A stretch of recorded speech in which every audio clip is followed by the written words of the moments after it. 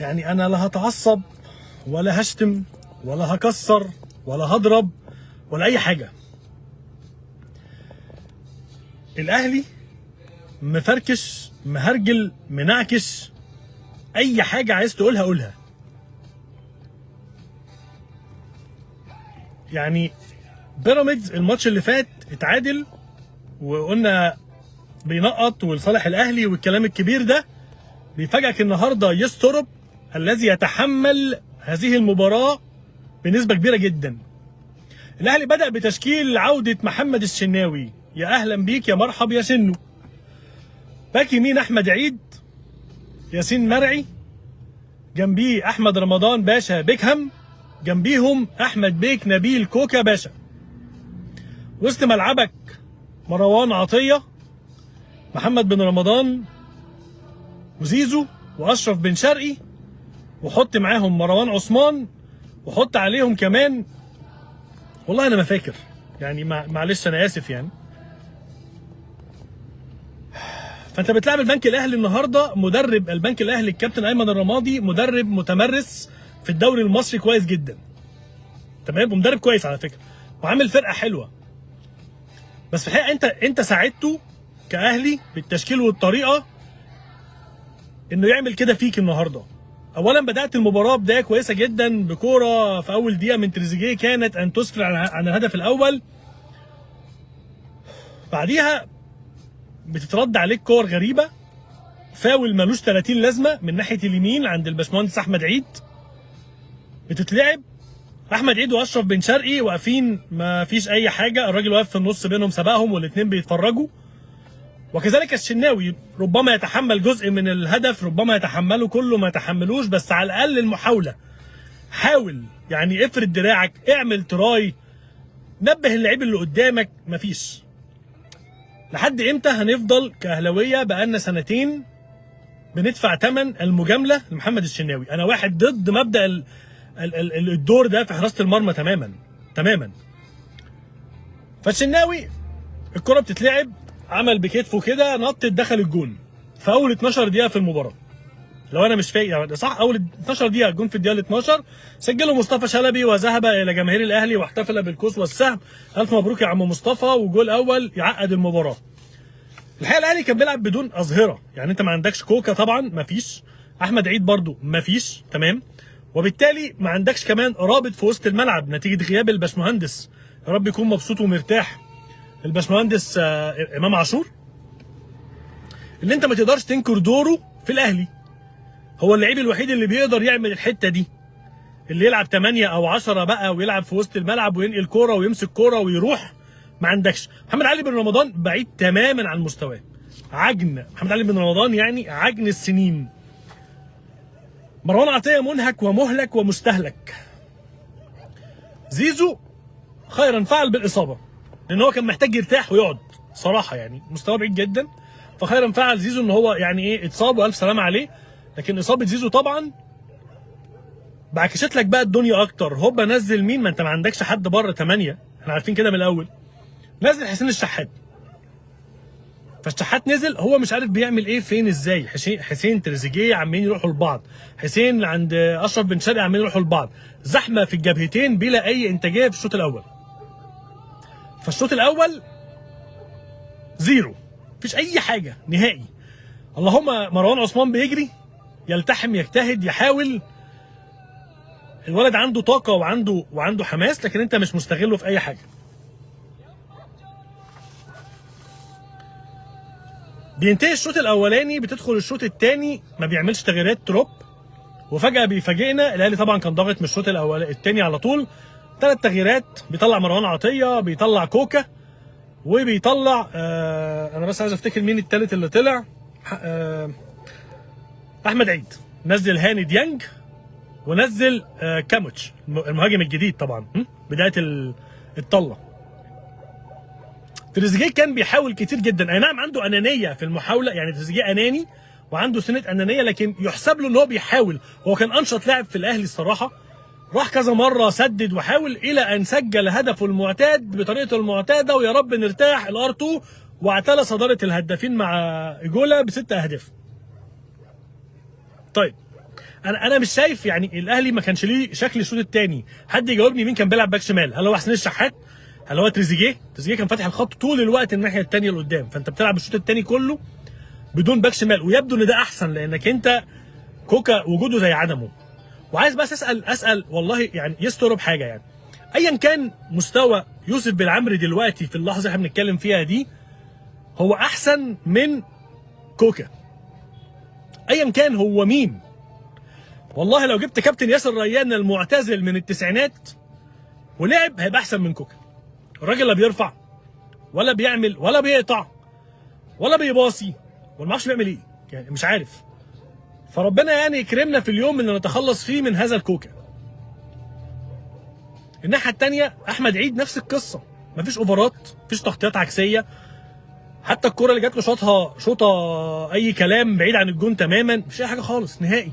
طبعا احمد رمضان بيكهام بقى ده برنس، يعني اللي سماه بيكهام ظلمه. قبل ما يظلم ديفيد بيكهام ظلم احمد رمضان نفسه.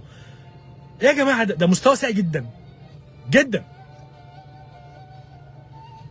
معرفش هل عمرو الجزار لسه برضه مش جاهز؟ ما اندمجش؟ مش عارفين، علامه استفهام. وسط ملعب لعب عشوائي بقى، ولا صانع العاب ولا حد بيمسك كوره ولا حد بيهدي الريتم ولا حد بيقطع ولا حد بيضغط، والاهلي منتهي بدنيا. انا فاهم ان هم جايين من يومين من تنزانيا وجايين حالاتهم صعبه والسفر، بس الاهلي ما فيش بدنيا زيرو. هم وصلوا يوم الاحد غالبا، عملوا استشفاء الاثنين، لعبوا النهارده، يعني انت بتتكلم في 24 ساعه. ما فيش اي حاجه، مش اي جمله. كورنرات بتتلعب كلاسيكيه عبيطه جدا، العبها على في اي حاجه، عليها وخلاص. هو الاوفر ده كله مين هيطلع يحطه بدماغه؟ مفيش سنس كده، تمام. تصويبات من بره مفيش، هي واحده شاطها مروان ردت، ما اعرفش شاطها تريزيجيه حطها فوق، مش اي حاجه خالص. الاهلي مفيش اي حاجه خالص. مش هقدر اتكلم على يلسن كاموش لان هو اول ماتش يلعبه، وان كان جات له كوره مش محتاجه يبقى اول ماتش يلعبه، مش محتاج خالص. تهدى كده وتحطها وعندك وانت سارق الراجل صح. بس غريب ان هو ما كانش يعني في هجمه في الشوط الثاني، المفروض ان انا سمعته من تحليلات عن هذا اللاعب ان كاموش ده بيفضل جوه الصندوق ما بيطلعش. في كوره في الشوط الثاني كاموش ده كان عندنا في وسط ملعبنا والهجمه رايحه قبل ما مروان يطلع وينزل طاهر بيه طاهر، فالراجل بعيد قوي عن المكان. في هرجله في كده، فاهم، زروطه في وسط في الاهلي شكلا وموضوعا. يعني هو الجون بتاع تريزيجيه هو الايجابيه الوحيده اللي انت كمان ما اتغلبتش النهارده وقعدت الهديه لبيراميدز اللي هيلعب بكره وطبيعي هيكسب، يعني تمام. فانت بتحط نفسك في مأزق، انت بتصعبها على نفسك. يا جماعه الكوره عداله. انا اشوف ان حارس مرمايا الاحسن هو الاجهز، هو اللي يقف بغض النظر عن اي حسابات. جايب باك شمال دولي مع منتخب المغرب ودي وظيفته الاساسيه، ما قعده. طب ما هو كان معاك في تنزانيا الماتش اللي فات، طب دخلوا القايمه، ما يمكن الدنيا تتعك. ما هو اتعكت اهو، كوكا ما فيش، انت مش لاقي حد تلعبه. طبعا كريم فؤاد هو مش هيلاعبه لان انا عارف ان هو غالبا مش مقتنع بيه. فما فيش بقى، خلاص هو ده اللي عندنا وده اللي احنا فيه. يا اما بقى يستر مركز على افريقيا وبيقول لك هي البطوله الاحسن وانا اللي ماشي فيها احسن، بس احنا كاهلي مش كده. لان لازم حد يتكلم معاه، لازم حد يقول له انت بتعمل ايه. الناحيه الثانيه بقى بتشوف احمد رضا اللي انت عملت له اعاره ببلاش ليه؟ البنك الاهلي. الراجل عمل ماتش جامد قوي، ده اللي كان المفروض احمد رضا يعمله وبيلعب معانا، ما كانش بيعمله، ليه ما اعرفش. توظيف لعيب بقى، مهمات، كيمياء، ما تعرفش، خوف، رعب، حاجات كتيره قوي. لكن مستوى الاهلي لا يرثى له بصراحه. حاجه تقرف، تقفلك. وان كانت مباراه الاهلي والبنك الاهلي غالبا ما بتكون كده، بس مش بهذه الدرجه. يعني ما فيش شخصيه فرقه النهارده زيرو. هنسمع بقى التصريحات بتاعه اصل السفر والاجهاد ومش عارف الاصابات وغيابات و عرفتوا ليه بقى؟ ليه الجمهور كان شديد الغضب مع امام عاشور؟ لان ده التوقيت صح. انت عندك ضغط ماتشات رهيب جدا، ما عندكش بديل اصلا.